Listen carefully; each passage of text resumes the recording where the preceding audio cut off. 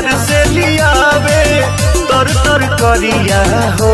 जी हाँ दोस्तों, दिल देखकर खुश हो गया। जी हाँ दोस्तों, पवन सिंह के साथ विदेशी लड़की जो कि पवन सिंह के साथ फुटुआ खिंचवा रही है। जी हाँ दोस्तों, जो कि पवन सिंह के साथ विदेशी लड़की फ़ोटो खिंचवा रहे हैं। देख रहे हैं उनकी स्माइल और पवन सिंह जी का लुक, जो कि हम सबको बेसब्री से इंतज़ार था इनका दाढ़ी वाला लुक आवे। तो फाइनली दाढ़ी वाला लुक में एकदम बवाल लग रहे हैं। फाइनली इनका सॉन्ग तो धमाल मचा ही रहा है। अभी फ़िलहाल सॉन्ग आने वाला है टिप्स भोजपुरी वाला, और भी रानी एक्ट्रेस के साथ शूटिंग हुआ है। आए दिन दिल्ली इनका शूटिंग हो रही है। तो बस दिल थाम कर बैठिए, सॉन्ग लगातार आने वाला है। और यदि ये वीडियो आपको पसंद आया है तो चैनल को सब्सक्राइब ज़रूर कर लीजिएगा, और मिलेंगे फिर नेक्स्ट वीडियो में। Thank you.